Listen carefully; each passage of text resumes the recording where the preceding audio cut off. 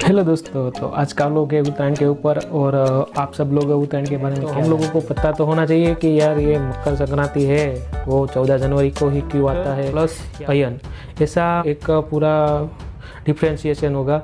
और अगर उसको शाब्दिक अर्थ में गिनेंगे तो उत्तरायण, जिसका एक कॉमन मीनिंग ऐसा होता है कि उत्तर की तरफ बढ़ना। वाइज या राज्य वाइज तथा और जगह पे कैसे दिन को मनाते हैं जो पौष महीने का अंत का दिन है, तो उसको यहाँ पे लोहरी के नाम से मनाते हैं, पर्व को खिचड़ी के नाम से भी।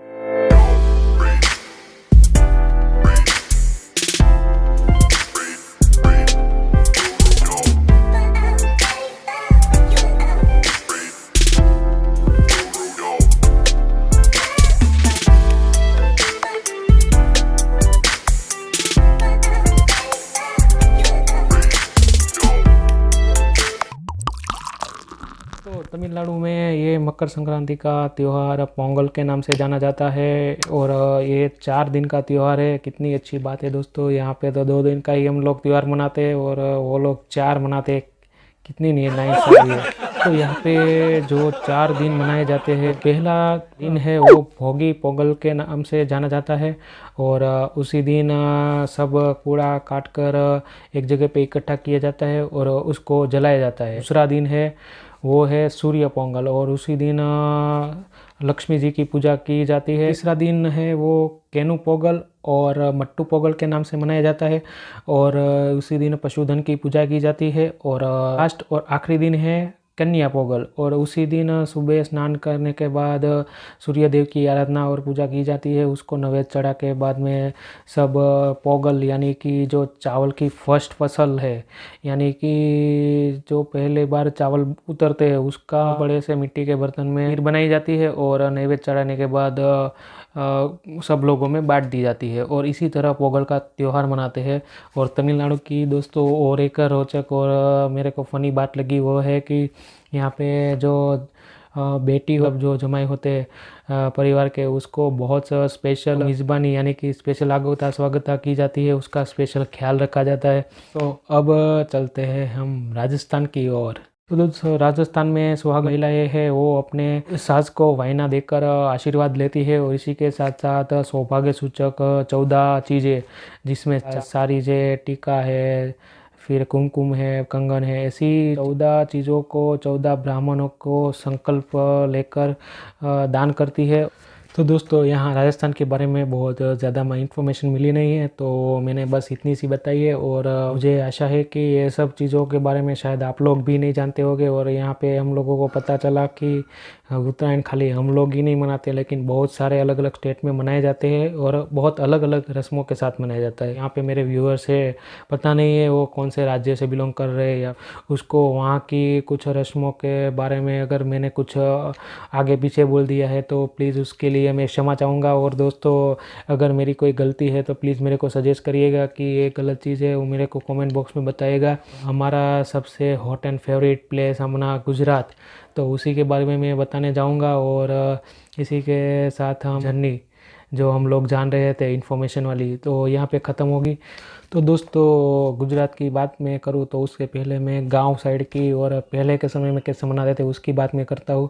कि यहाँ पे मकर संक्रांति को सुबह लोग जल्दी उठते मंदिरों में जाते हैं और देव दर्शन करने के बाद लोग दान धर्म और पवित्र कथाएँ सुनते हैं। तिल है, गुड़ है, फिर मूंगफली है, ऐसे सब चीज़ों की मिठाइयाँ बनाते हैं और जिसको हम तल सांकड़ी कहते हैं, चिक्किया कहते हैं, ममरे के लड्डू बनाते हैं, सब चलता है गुजरात में। और इसी के साथ साथ पतंगबाजी चलती है, लेकिन गाँवों में थोड़ा कम है। अब सिटी की बात करूँ तो सिटियों में तो क्या होता है दोस्तों कि दिवाली के तुरंत बाद ही हम लोग उत्तरायण की तैयारी में लग जाते हैं और देखते हैं कि शहरों में बड़ी बड़ी जगह पे बहुत बड़ी बड़ी शॉपें लगती है और पतंग युद्ध तो सब जगह होता ही है, लेकिन यहाँ पे तो बहुत ही दिखने लायक होता है। जल्दी सुबह में उठ के सब पतंगों के किन्ना बांध बांध के सब तैयार रख देते हैं और इसी के बाद चलती है पतंगों की रेस। और उस पतंगों की रेस में तो म्यूजिक गाने के साथ साथ सब झूमते हैं, नाचते हैं, पतंग उड़ाते हैं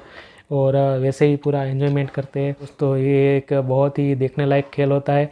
और आसमान भी आप देखोगे तो पूरा ही बेरंगी पतंगों के साथ चमक उठता है। और इसी के साथ साथ बहुत बड़े बड़े अलग अलग टाइप के गुब्बारे हैं, फिर बलून से वो भी उड़ते दिखते हैं। बच्चे से लेके बूढ़े तक सब नए नए कपड़े पहन के सब टेरेस पे आते हैं, चीज़ों को खाते हैं और जश्न मनाते रहते हैं। और शाम के वक्त भी वो लोग टुक्कल है, फिर फानस है या फिर गुब्बारे है, वो सब उड़ाते हैं। और इसके जैसे पूरा आसमान रंग बिरंगी गुब्बारों से भर जाता है और एकदम आह्लादक वातावरण पूरा तैयार हो जाता है दोस्तों। ये दिखाते दिखाते मेरे आंखों के सामने पूरा वो सब दिखने लगा है। तो दोस्तों सोचिए कि ये त्यौहार कितना हंसी और उल्लास के साथ लोग मनाते हैं। इसी के साथ साथ और भी बहुत सारी दुर्घटनाएं भी होती है, कहना नहीं चाहिए, लेकिन दोस्तों यहाँ पे ऐसी भी बहुत सारे हादसे होते हैं।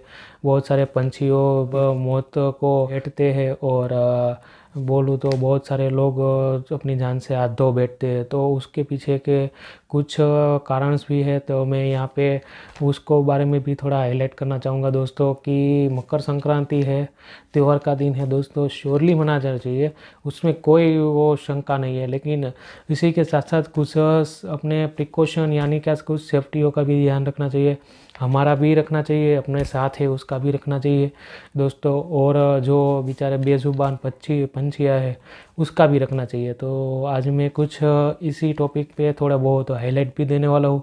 तो दोस्तों कुछ पॉइंट है, प्लीज़ हो सके तो उसको फॉलो करने का ट्राई करिएगा दोस्तों। एंड के अंतर्गत में अगर आप मेरी राय पूछोगे तो मैं तो इतना ही बताऊंगा कि दोस्तों मैं पतंग और मांझे के पीछे पैसे ना खर्च करके मैं अपने ज़रूरी जो चीज़ है वो मैं अपने पास रख लेता हूँ। और या फिर कुछ भी खाने पीने की चीज़ है उसी के साथ हम लोग पूरा फैमिली के साथ एंजॉयमेंट करते हैं। इससे क्या है कि कोई पैसा वेस्ट भी नहीं होगा और इसके साथ घर में भी कुछ ज़रूरी चीज़ सामान है वो भी आ जाते हैं। तो एक मेरे लिए बेस्ट रास्ता है। अगर आप बहुत या फिर बोलूँ तो बहुत पैसे वाले लोग हैं तो आप चाहे तो कोई ज़रूरतमंद व्यक्ति की हेल्प भी कर सकते हो या फिर डोनेशन भी कर सकते हो। तो ये एक बहुत अच्छी बात है। मैंने देखा है कि बहुत पैसे वाले लोग हैं वो भी अच्छी अच्छी जगहों पे दान देते हैं, अनाथ आश्रम है, वृद्धाश्रम है। और इसी के साथ साथ बहुत अच्छी अच्छी चीज़ें हैं करने लायक जो मैं ज़रूरत पड़ेगी तो सजेस्ट करूँगा। लेकिन बस अभी तो इतना ही है। चढ़ाते वक्त कम ऊंचाई वाली जगह पे ही चढ़ना चाहिए, ज़्यादा ऊंचाई पे चढ़ो तो भी बहुत ध्यान से चढ़िए और अपने आसपास के लोगों का भी थोड़ा ख्याल रखिए। मॉर्निंग में 11 बजे से लेके शाम के 5-6 बजे तक ही आप पतंग जगाइए, क्योंकि 5 के 6 बजे के बाद तो अंधेरा मोस्ट ऑफ हो ही जाता है। और इसी के साथ साथ क्या है कि वो पंछियों के घर वापस आने का भी टाइम होता है। 2-3 घंटे मॉर्निंग में और 2-3 घंटे शाम के है, वो बस उसके आने तक सब काम हमारा स्टॉप कर देना चाहिए।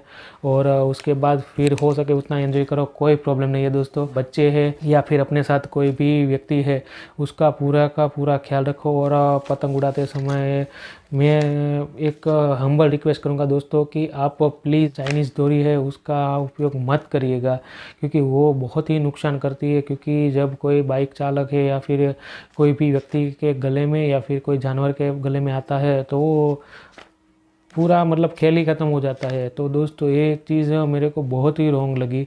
तो उससे अच्छा है कि आप कांच वाली होगी तो थोड़ी बहुत चलेगी, लेकिन वो चलाते वक्त आप भी अपने हाथों में कुछ बैंड आती है वो सब लेके या फिर अपने टेरेस पे एक फर्स्ट एड किट साथ में रखो तो तरत इंजरी पे हो काम आ सके। जितना हो सके उतना डिस्टेंस मेंटेन करके अलग अलग जगह से चढ़ाइए पतंग। और पतंग पकड़ने की मेरे को एक बैड हैबिट पे बहुत ही मैं ज़्यादा फोकस करता हूँ, क्योंकि मैं देखता हूँ कि रास्ते पे बहुत गरीबों के बच्चे होते हैं, वो लोग रोड पे ऐसे बड़े बड़े बास्केट खंभे लेके दौड़ते हैं। वो चीज़ नहीं करनी चाहिए। वो बहुत सारी एड्स कंपनी और बहुत सारी गवर्नमेंट की भी पोस्टर लगती है। वो उत्तरायण के टाइम ये सब चीज़ मत करिए, क्योंकि बहुत सारे लोग आग में आ जाते हैं, फिर करंट भी लगता है। लोगों सेफली और शांतिपूर्ण कोई भी त्यौहार मनाना चाहिए। वो मैं मकर संक्रांति की बात नहीं कर रहा हूँ, सभी त्यौहार हम लोगों को खुशी से मनाने के लिए है और वो मनाने चाहिए। लेकिन हाँ कि अपने और अपने अंतर्गत किसी और को नुकसान ना हो, वही एक ख्याल रखना चाहिए। तो दोस्तों ये थी कुछ बातें उत्तरायण और उत्तरायण फेस्टिवल को सेलिब्रेशन और अलग अलग प्रांतों के बारे में। और दोस्तों आई थिंक आपको ये उत्तरायण वाला व्लॉग मेरा अच्छा लगा होगा। मेरे को पता नहीं है कि मैंने इसमें क्या गलतियाँ की है। अगर आपको ऐसा लगे तो मेरे को प्लीज़ सजेस्ट करिएगा। और इसी के साथ साथ अभी तो दोस्तों मैं यूट्यूब पे अभी तो नया नया आया ही हूँ, तो मेरे को इतना ज़्यादा कुछ आइडिया नहीं है। लेकिन हाँ दोस्त, मैं आपको हमेशा एक अच्छा और बेटर होगा वही आप लोगों को मैं सजेस्ट करूँगा दोस्तों। और यहाँ पे बहुत सारे लोगों के मन में ऐसा हो रहा होगा कि यार ये तो हर बात की तरह मनाने को ही मना कर रहे हैं। तो ना दोस्त, मैं ऐसा नहीं बोल रहा हूँ। आप लोग उत्तरायण फेस्टिवल मनाओ, मैं भी मनाता हूँ दोस्तों। लेकिन हाँ, मैंने फिक्स किया है कि मैं 2 पतंग चगाऊँगा तो 2 ही चगाऊँगा, उससे ज़्यादा नहीं चगाऊँगा। और बाकी तो मैं देखने का भी मज़ा एक अलग ही होता है दोस्तों, क्योंकि ये जगाना ही खाली इम्पोर्टेंट नहीं है, कभी कभी वो सब देखते हैं ना तो भी अच्छा लगता है। तो सोचिए अगर हम लोग कम चढ़ाएंगे, यही सोच हम लोग दूसरे लोगों को भी देंगे तो क्या है कि सब में धीरे धीरे जागृति आएगी। और हम लोग एजुकेटेड है और हम लोग एक अच्छे जगह से बिलोंग करते हैं। तो दोस्तों मैं ऐसा नहीं मानता हूँ कि देखो एक चीज़ है कि हम लोग किसी को बचा नहीं सकते, वो एक 2 नंबर की बात है। लेकिन हम किसी की जान लेने का भी अधिकार हम लोगों को भगवान ने दिया नहीं है। तो यही मैं एक चीज़ को मानता हूँ। और मैं एक इंटेलिजेंट होने के नाते या फिर मैं एक शिक्षित होने के नाते मैं इतना तो बोल सकता हूँ दोस्तों कि सही में त्यौहार को सही मायनों में मनाया जाए ना, तभी वो त्यौहार मनाने का एक मज़ा अलग आता है दोस्तों। खाली देखा देखी या फिर दूसरा ज़्यादा एंजॉय कर रहा है तो उसके लिए हम जो देख देख में सब कुछ कर ले और जल्दबाजी में ना होने का हो जाए। इससे अच्छा है कि बस शांति से खुशी से और परिवार के साथ सब एंजॉयमेंट करें। और आप सभी दोस्तों को मेरा ये उत्तरायण के पर्व पर आप सभी को हैप्पी मकर संक्रांति है, हैप्पी उत्तरायण, हैप्पी पोंगल, हैप्पी माघी उत्तरायण संक्रांत, जो भी आप बोलते हो सभी दोस्तों को। और इसी के साथ साथ आप सभी लोग बहुत खुशी से हर्षोल्लास के साथ ही ये त्यौहार मनाए, बस यही भगवान से दुआ करता हूँ। और चलिए अब मिलेंगे हम अपने नेक्स्ट व्लॉग में।